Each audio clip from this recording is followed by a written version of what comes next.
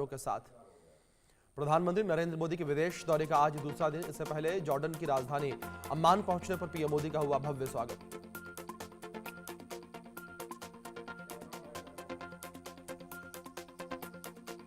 PM Modi Jordan के राजा अब्दुल्ला द्वितीय बिन अल हुसैन से द्विपक्षीय वार्ता की और 16 से 17-18 दिसंबर को वो ओमान सल्तनत का रुख करेंगे।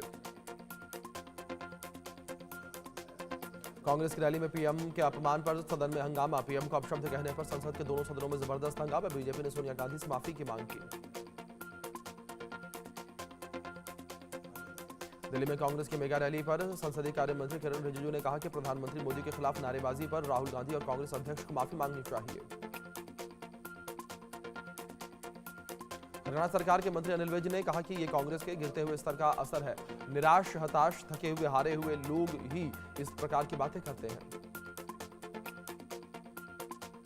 मनरेगा की जगह नया रोजगार कानून लाने जा रही है केंद्र सरकार। सांसदों की नई बांटी गई बिल की कॉपियां। प्रियंका गांधी ने सरकार के फैसले का किया विरोध।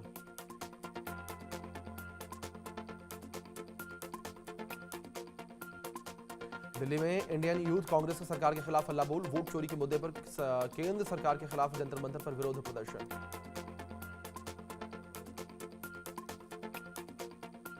प्रियंका गांधी वाड्रा ने कहा कि महात्मा गांधी का नाम क्यों हटा रहे हैं, समझ नहीं आ रहा। सरकार की मंशा क्या है? सदन को भटकाने की कोशिश कर रही है सरकार।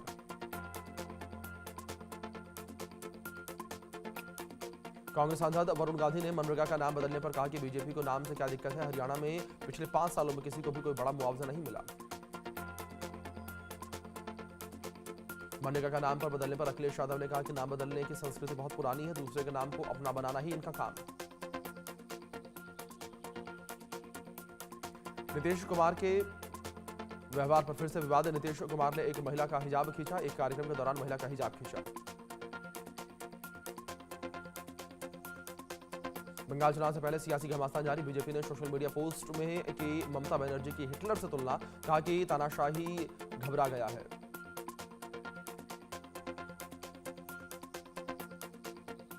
महाराष्ट्र में बीएमसी चुनाव का ऐलान। 15 जनवरी को वोटिंग होगी और 16 जनवरी को वोटों की गिनती होगी। बीजेपी के नए कार्यकारी अध्यक्ष नितिन नवीन ने दिल्ली में कार्यभार संभाला। जेपी नड्डा अमित शाह की मौजूदगी में बीजेपी कार्यालय में पदभार संभाला। दिल्ली में बीजेपी के नए कार्यकारी अध्यक्ष नितिन नवीन का स्वागत। बीजेपी के राष्ट्रीय कार्यालय में पार्टी नेताओं समेत दिग्गजों ने बधाई दी। पटना में पार्टी कार्यकर्ताओं से मिले नितिन नवीन। मुलाकात की और बोले कि कार्यकर्ता जमीन पर काम करेंगे तो उन्हें भी बड़ी जिम्मेदारी मिलेगी।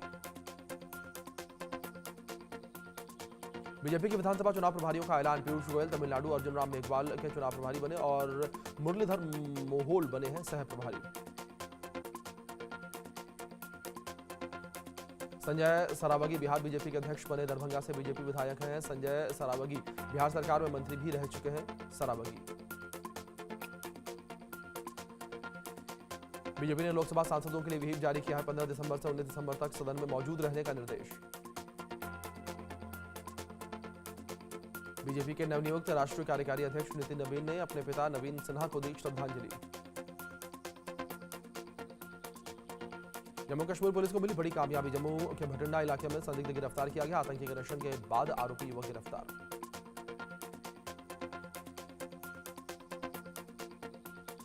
जम्मू कश्मीर में आतंकी हमले का अलर्ट जारी किया गया। जम्मू राजौरी पुंछ हाईवे पर बढ़ाई गई सुरक्षा। जम्मू कश्मीर पुलिस ने चेक पोस्ट बनाए और सभी आने जाने वाले वाहनों की चेकिंग।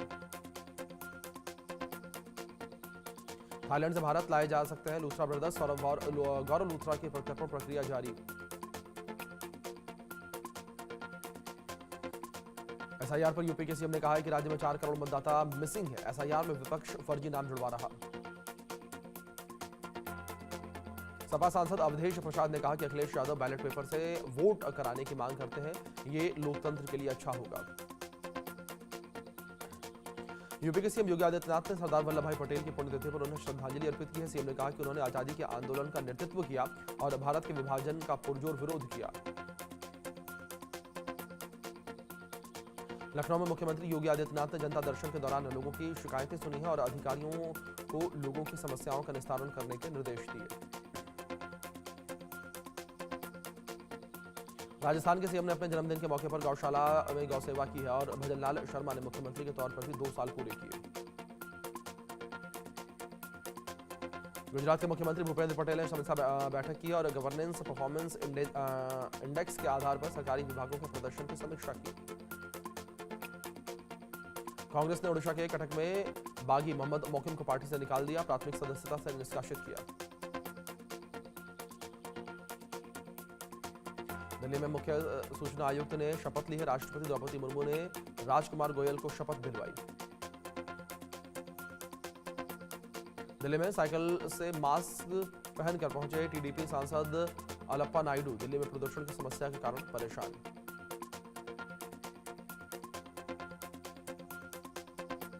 दिल्ली एनसीआर में प्रदूषण का कहर लगातार जारी, कई इलाकों में AQI 4.5 तक पार, सरदार पटेल मार्ग पर AQI 483। देश के 13 राज्यों में आज सुबह घने कोहरे का असर देखने को मिला। यूपी, बिहार, हरियाणा और दिल्ली में भी कोहरे की वजह से विजिबिलिटी 0 रही। सड़कों पर 10 मीटर तक कुछ साफ दिखाई नहीं दिया, जिसके कारण सड़कों पर तमाम वाहन रेंगते नजर आए।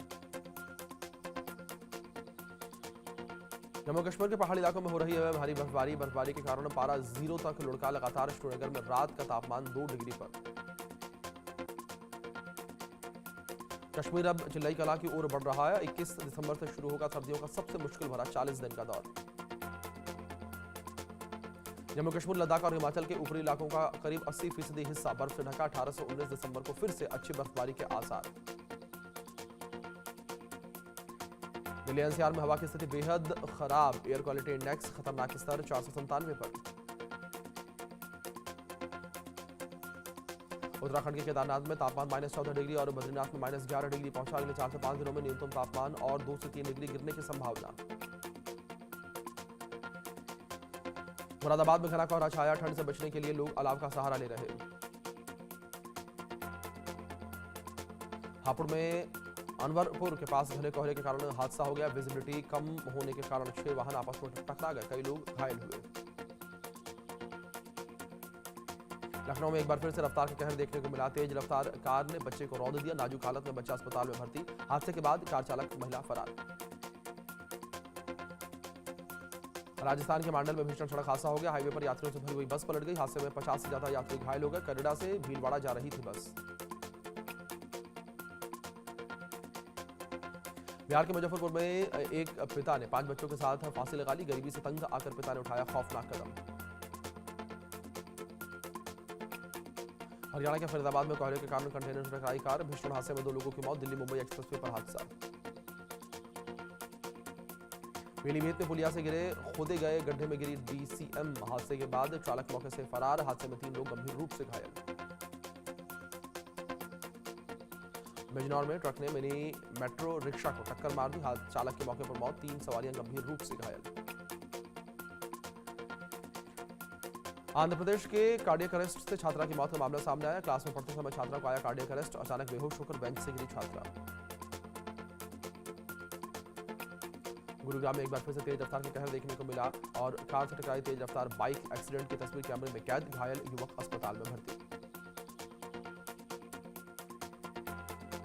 मध्य प्रदेश के डबरा में युवक की बेरहमी से पिटाई का मामला सामने आया। मूक दर्शक बनी रही भीड़। पुलिस ने FIR दर्ज करके 3 आरोपियों को पकड़ा। उत्तर प्रदेश लोक सेवा आयोग के सामने प्रतियोगी छात्रों का प्रदर्शन। छात्रों और पुलिस के बीच हुई झड़प। संभल में मुठभेड़ के दौरान 50,000 का इनामी गिरफ्तार। कब्जे से अवैध तमंचा, कारतूस और लूट से संबंधित सामान बरामद। संभल में नाले से अज्ञात शव मिलने से हड़कंप मच गया। चंदौसी से ईदगाह के पास मिला शव।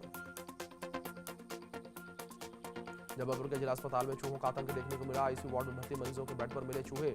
मरीज के कुतरने के बाद स्वास्थ्य विभाग में हड़कंप मचा।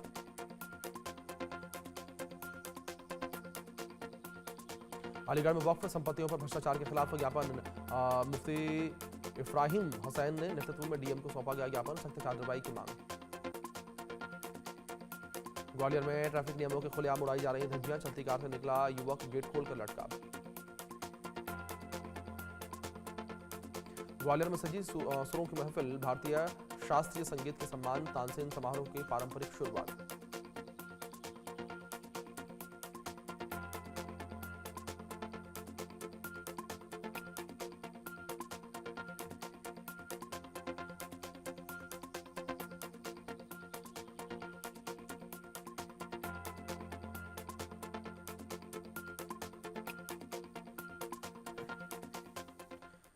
चलिए खबरों का सिलसिला